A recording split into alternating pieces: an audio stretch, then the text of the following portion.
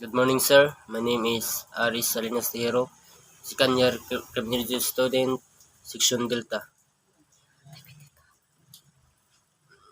Activity 2. The art of obtaining information. Interview. Number 1. Interview defined. It is the questioning of a person believed to possess information which are relevant to the investigation of a crime or on criminal activities. Number 2. The golden rule in interview. Never conduct or let anyone conduct an interview if the interviewer has not gone to the crime scene. The questioning should be in agreement with the facts and conditions of the crime scene. The questioning will lead forward for the interviewer who had not seen personally the crime scene, and he will he will not be in position to distinguish half-truths, exaggerations, or falsehood from the answer of the person being interviewed. Number 3, qualities of a good interviewer. Letter A. Rapport defined. It is the relation between the interviewer and the interview which is conducive to a fruitful result. It is winning the confidence of a person being interviewed in order that he will tell all the information in his position. The interviewer must be in respectable civilian attire because most often and the majority of people, the police uniform is a barrier in establishing good rapport. To many, the uniforms is intimidating. Letter B. Forceful personality. The appearance of the interviewer and other qualities such as skills of communication techniques or the force of his language are the mainstays of the strength of his character. He must be understanding, sympathetic, and without showing special arrogance, vulgarity of expression, and an air of superiority. Letter C. Knowledge of human behavior. This will help the interviewer to determine the personality and intelligence of his subject. He must go down and up to the level of understanding of his particular subject. Letter D. Conversational tone of voice. His tone of voice must be conversational, not confrontational as in interrogation. Letter A. Common interest. His preliminary and probing questions should be aimed to establish common interest between he and the subject. Letter A. Acting qualities. He must possess the qualities of an actor, salesman, and psychologist, and know how to use the power of persuasion. Letter G. Humility. He must be courteous, sympathetic, and humble, ready to apologize for the inconvenience of the interview. Number 4. Cognitive interview defined. It is a form or technique in the conduct of interview, often willing the cooperative witnesses where they are given the full opportunity to narrate their accounts without interruption, and interference from the interviewer. After the subject has finished his narration, the investigator now subjects him to the style of direct examination and cross-examination to clarify the unexplained portions to arrive at the vivid and complete picture of his testimony. In the in the case of subject of low level of intelligence, The use of leading questions greatly helps the investigator to obtain the full and desired information. Number 5. Reasons why witnesses refuse to talk and testify. Letter A. Fear or reprisal. The fear of reprisal is always entertained by witnesses who lack the courage to face the suspect. His associates or relatives. This is natural, especially to those who have the means to protect themselves or no influential person for them to rely on. This prevalent among the generally underprivileged sectors of our society. The investigator must remove this force from the mind of his witnesses either by offering protection or by the explanation that unless the suspect is not fought behind bars, the affair will not decipher. The investigator's power of persuasion plays a vital role. Letter B. Great inconvenience on the part of those of hand-to-mouth existence. There is this real inconvenience which will deprive them the time to earn for their living, especially during the ordeal of testifying during the trial. To those unemployed, the inconvenience is greater. Thus, the investigator must sincerely help them through his contacts with the business community. Letter C. Hatred against the police. The hatred may be due to previous bad experience with be members of the police organization. The investigator must show the difference between him and rogue police by honest and sincere entertainment of the complaint against the rookie cops. He must explain that these scallywags represent only the small percentage of a whole organization and the police leadership is addressing the situation properly. A calling card of the investigator given to this kind witness will greatly help the situation, promising immediate help if there is the recurrence of the bad experience. Letter D. Bias of the witness.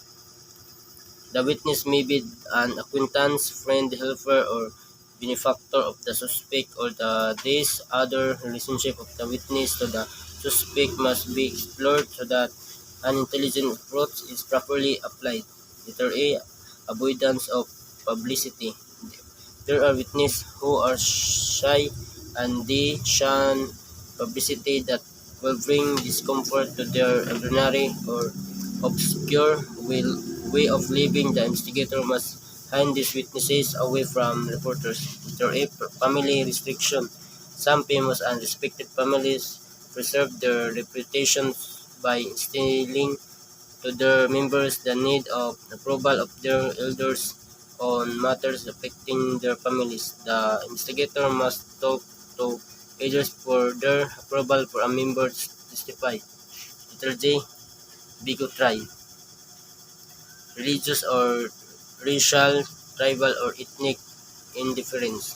There is cultish indoctrination.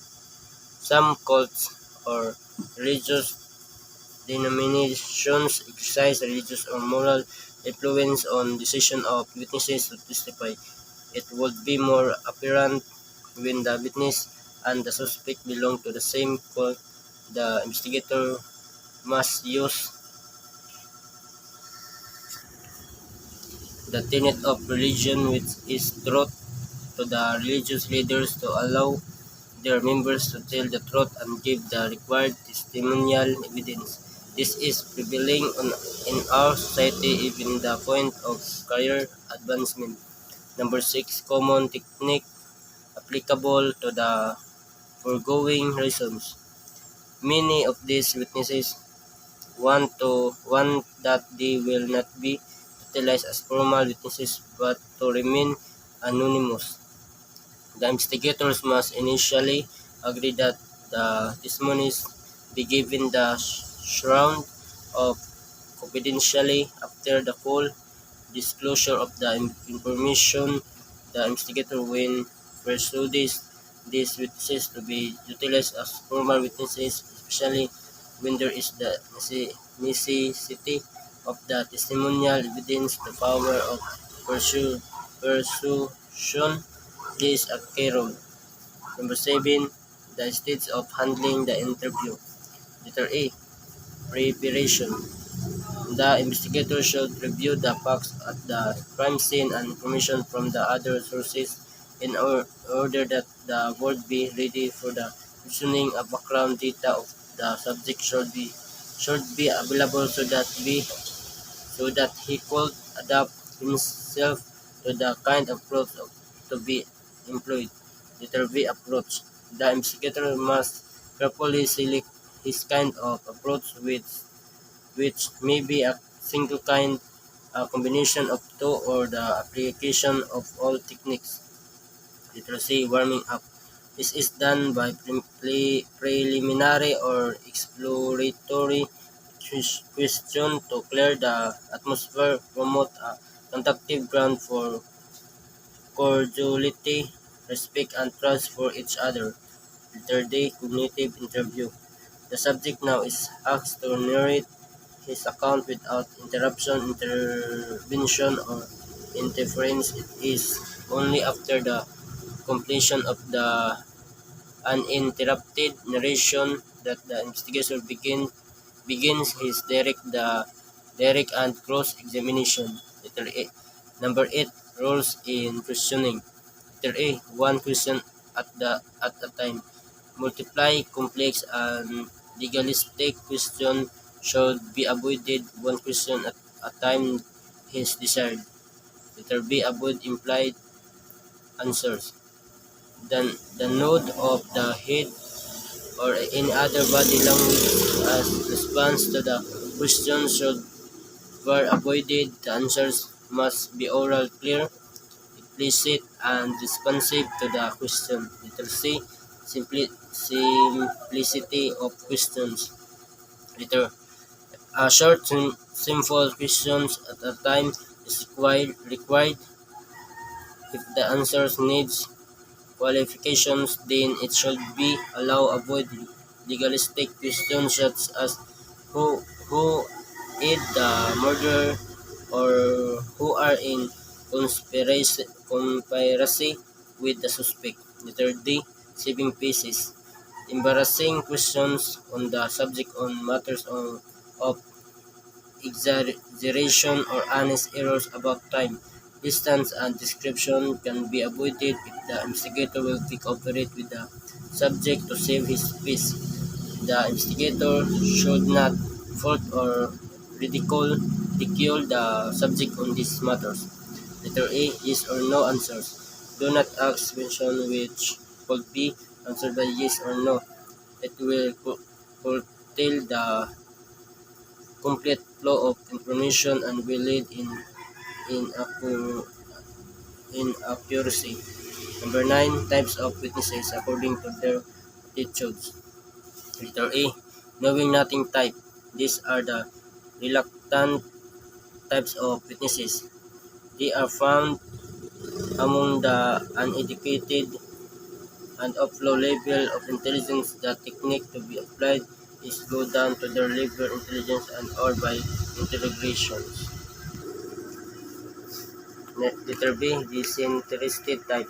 This is the uncooperative and indifferent subject. To deal with them is to find out their field of interest so that they will talk.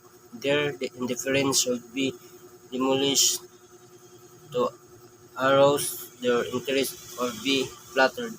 To see the drunken type.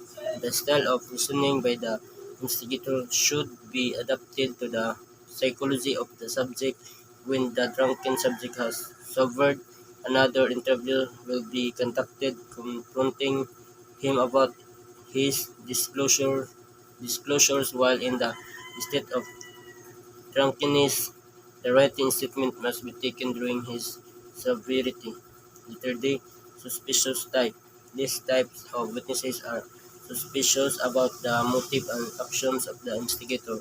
The barrier of the suspicions may be removed by sincere recognition or psychological pressure. Letter A. Talkative type. These are witnesses who are the prone to exaggerate, adding relevant or new matters to their narrations. The skillful investigator could from the unnecessary matters from the relevant ones. Letter F. Honest witnesses. There are the truthful and cooperative witness where the investigator could be rely on with little or no problem in handling them. Letter J. Deceitful witness. There are the larger type of witnesses, let them lie and other them to repeat several times their narrations. They will be enmeshed in contradictions. If possible, the lies must be tape recorded for the confrontation about their contradiction. They sure them for possible cases of perjury or obstruction of justice, and they will tell the truth. Letter H. Timid witnesses. They are the shy witnesses. The approach must be friendly and reassuring confidentiality of their information. They should be hidden from the devouring press by interviews or photo sessions.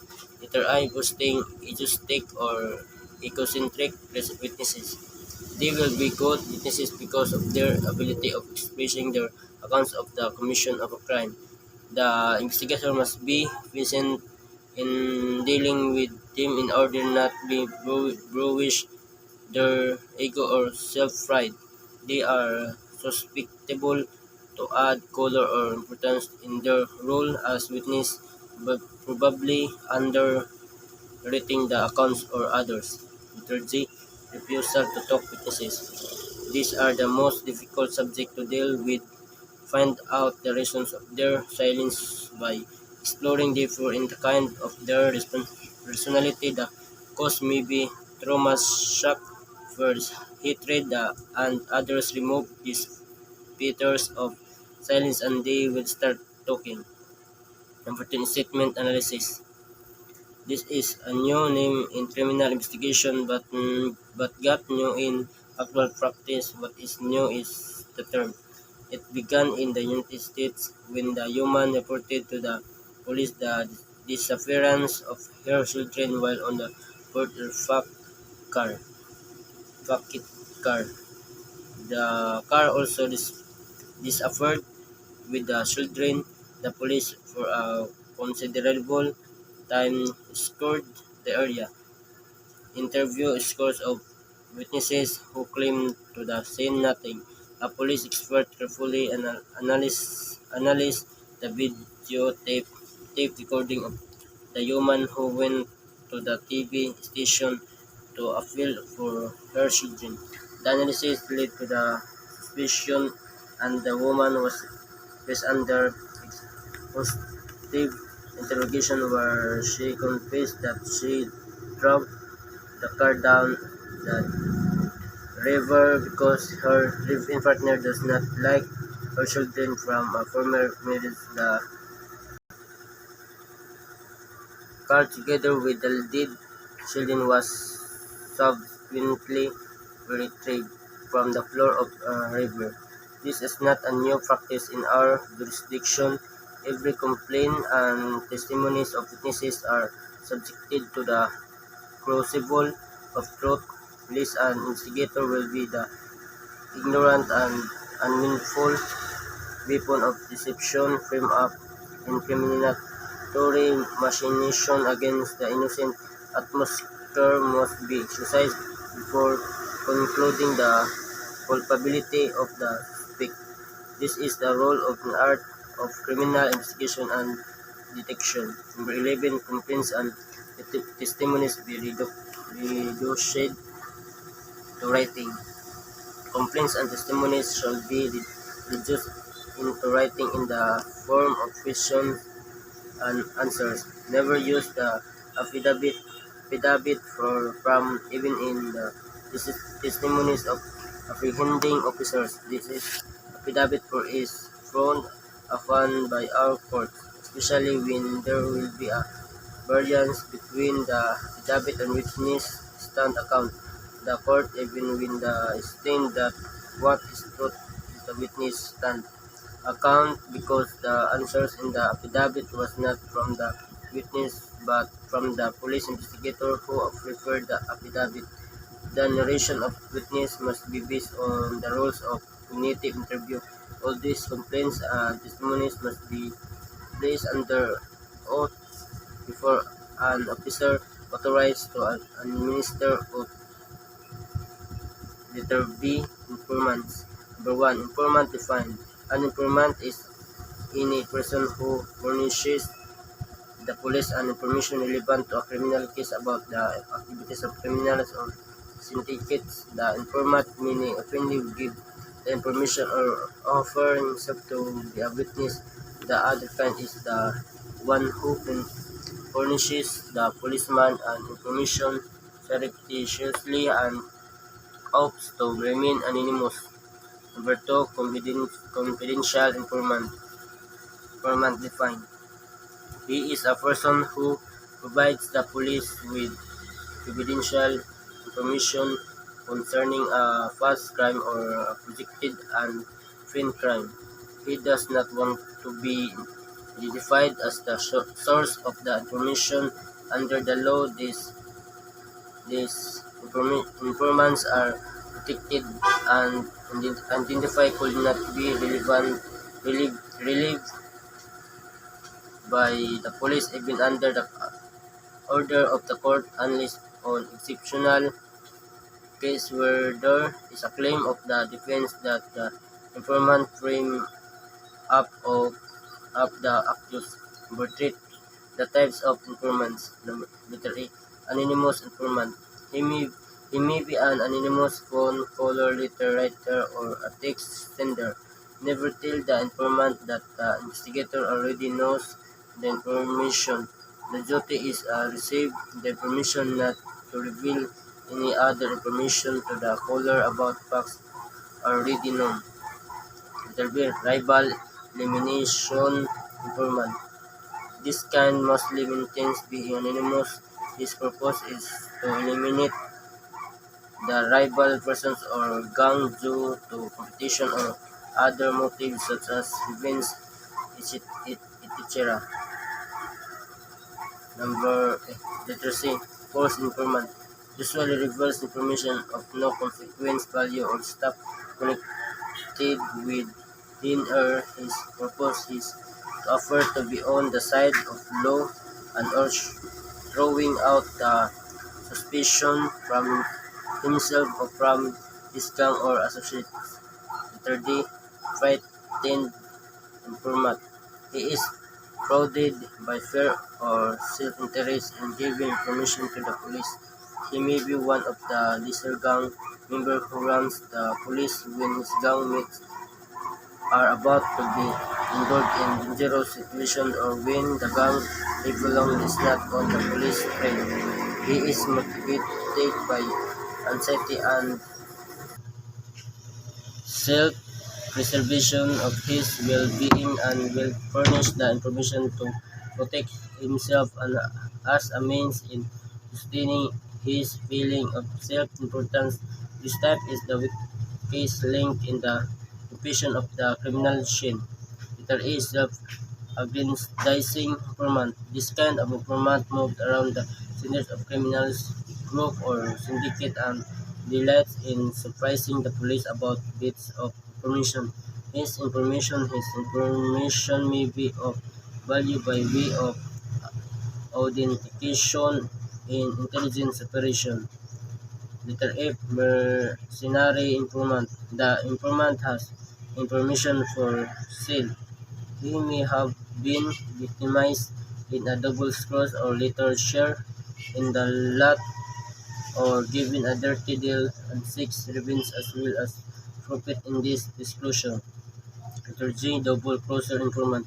He uses this seeming desire to divulge information as an excuse to talk to the police in order to get more than he gives.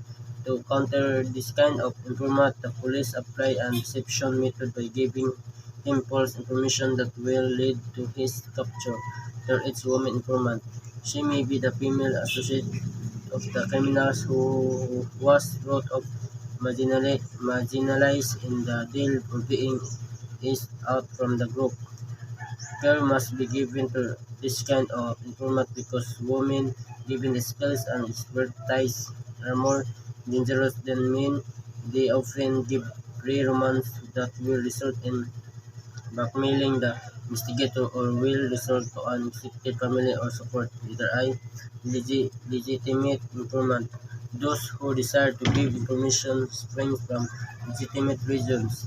They may business operators who abhor the presence of criminals in their trade, the parents who are afraid that their siblings will be influenced by their friends or are suspected to be criminals. Others are employed where their desires to give information are impressed with lawful motive. Lawful motives of informants. Letter A. Vanity. The motive is for self-aggrandizement by gaining favorable attention and importance by the police. Letter B. Civic mindedness. Those imbued with the sense of duty and obligation to assist the police in their tasks. To receive fear is it is the endangered illusion of operations from enemies or from impending dangers. Literally repentance.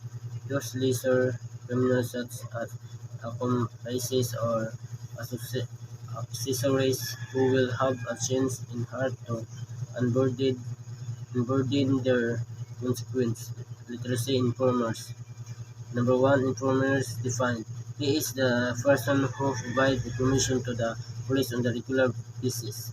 They are either feed regularly or in the case basis or none at all. They are or not cultivated and established by the police on the more or less permanent character as long as they are loyal and useful to the police organization.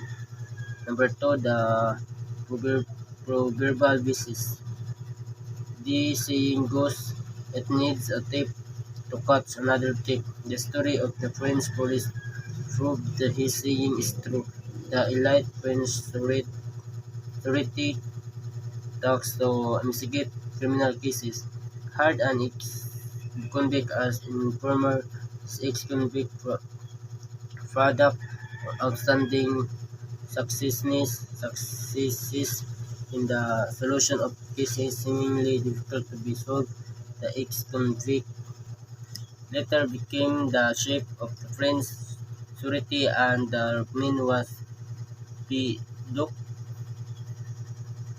Number 3. Selection of informers. There is no hard fixed rule in the selection of informers. This is addressed to the sound discretion of the investigator. The informer may be to a fixed period of assignment or into a case-to-case basis. The informer must be indoctrinated that they are not immune from arrest and prosecution of the commit crimes. They should not bring shame and dishonor to the police service.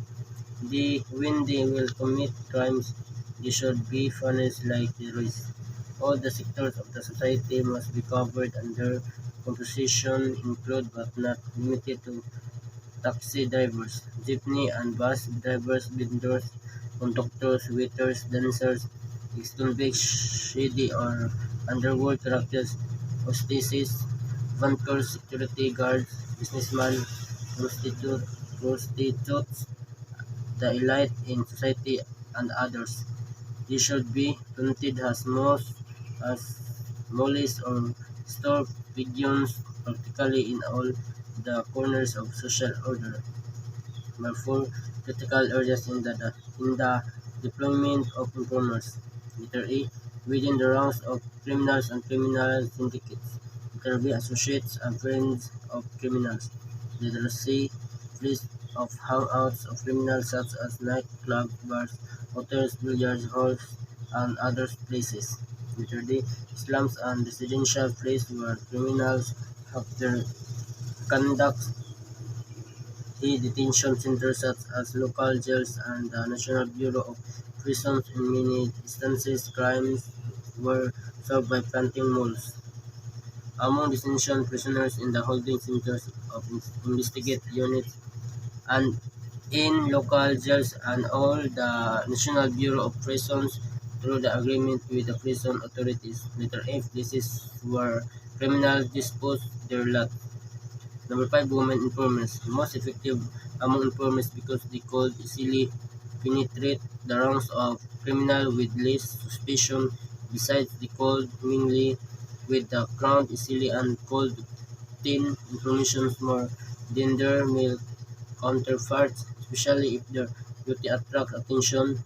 They have easier access to women associates of male criminals. However, care should be employed as they could easily double-cross the police once they fall in love with criminals. Number 6, dual role of the informers. Letter A, identifying and tracing the whereabouts of the suspects. Letter B, gathering of information that will lead to the location and recovery of the evidence such as the lot or other pieces of evidence relevant to criminal activities. Letter D, other sources. Number 1, government records. Government records, police files, NBI files, Bureau of Immigration's files, public files, files from the local jails and International Bureau of Prisons and other government agencies. Number 2, private records from private office and business and non-government organizations. Number 3, intercepted messages from telephone, cell phones, radio, telecommunications, and other means of communication. Number 4, records. Number 4, records of the firearms and explosive unit concerning license holders of firearms and authorized possessor of explosives. Number 5, firing boosting, tracing the chain of possession of a firearm from the manufacturer, distributor, seller, and to the last possessor. This could be done through the files of the NBI and other U.S. police agencies. Number 6, records of foreign and local manufacturer of vehicles concerning the engine and chassis numbers of suspected vehicles used in the commission of crimes or are the subject or carnapping. Number 7, stored data on computers and cell phones. Only specific must be employed to retrieve this stored data. First, on computer evidence. Letter A, when the computer is off at the time arrival, do not turn it on. Letter B, when it's on, do not turn it off, nor touch its mouse or keyboard. Letter C, the unplugging of the computer, whether it's on or off, should be done by pulling out the cable directly from the back of the central processing unit. Letter D, its unplugged cable should be marked in the same parking corresponding to the socket from where the cable was unplugged. Letter E, the computer should be carefully handled and packed or transported to the police station. Letter F, only computer forensic experts should search for any information or evidence contained in the hardware. Letter G, the computer hardware should be duplicated by the expert and the original should be kept by the evidence custodian for future court presentation. Search and analysis must be undertaken using the image disks.